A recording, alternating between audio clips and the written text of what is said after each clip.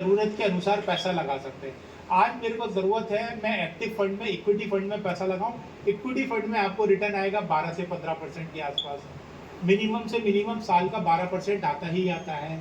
मेरे को कोई कहता है, कोई बुजुर्ग व्यक्ति है, वो कहता है मैं साहब एफडी में पैसा लगाता हूँ, बैंकिंग एफडी में। आप कहते हो पिताजी आप वहाँ पैसा लगाते हो, आप मेरे साथ म्यूचुअल फंड में पैसा लगाओ, मैं आपको यहाँ भी रिटर्न। वो कहेंगे बेटा यहाँ कितना मिलेगा? बोले अगर वहाँ 7% मिलता है तो यहाँ 7.5-8% आराम से मिलेगा आपको, और ये भी सेफ फंड है।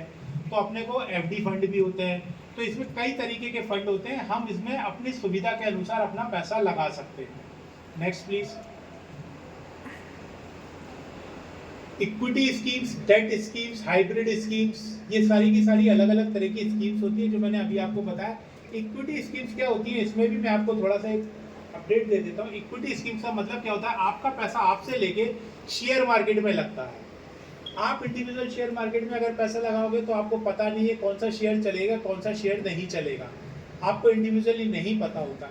लेकिन जो कंपनी में फंड मैनेजर बैठे होते हैं, जो रिसर्च मैनेजर बैठे होते हैं, उनको पता होता है कि आज फॉरेन इन्वेस्टमेंट्स ने, यानी कि एफआईआईज ने कितना पैसा किसी पर्टिकुलर शेयर में लगाया है। तो वो अगर उनने लगाया है कि मान लो 1 लाख करोड़ पैसा लगाया है, तो वो क्या करेंगे, फटाफट से उस कंपनी के शेयर ले लेंगे, 10 दिन रखेंगे, 20 दिन रखेंगे, फिर बेचना होगा बेच देंगे। लेकिन वो न्यूज़ आप लोगों के पास तक जब तक आती है तब तक मार्केट में उथल पुथल हो चुकी होती है, हम लोगों को नहीं पता होता। इसलिए इक्विटी में अगर पैसा लगाना होता है तो म्यूचुअल फंड सबसे सेफ कंपनी तरीका होता है। म्यूचुअल फंड के थ्रू हम अपने इक्विटी में पैसा लगा सकते हैं। Next please.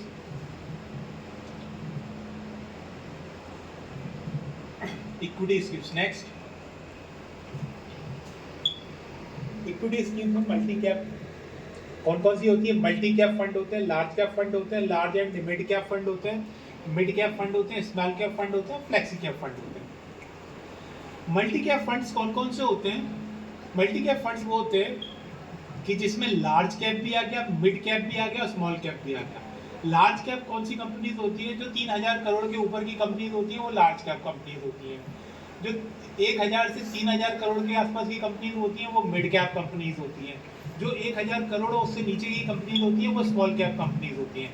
अब ये हमको तो नहीं पता होगा, क्योंकि हम दिन भर बैठे बैठे ये सारी चीज़ें कहाँ तक नोटिस करेंगे इस चीज़ को, क्योंकि हमें तो अपना जॉब भी करना है, कहाँ तक नोटिस करेंगे। तो सबसे अच्छा क्या होता है, हमने म्यूचुअल फंड में दे दिया कि साहब हमें मल्टी कैप में लगाना है, यानी कि हमें तीनों में लगाना है, लार्ज कैप, मिड कैप और स्मॉल कैप तीनों में लगाना है। तो सबसे अच्छा क्या होगा, ये तीनों के तीनों में आपका पैसा लग जाएगा। 1000 रुपये है हालांकि वो, या 2000 रुपये, लेकिन लगेगा कि इसमें तीनों एसेट्स में लग जाएगा। दूसरी कौन सी? Large cap. इंडिविजुअल में चाहता हूँ कि मैं इंडिया की टॉप कंपनीज में पैसा लगाऊं जिनमें 3000 करोड़ से ऊपर की कंपनी, तो उनको बोलते हैं लार्ज कैप कंपनीज।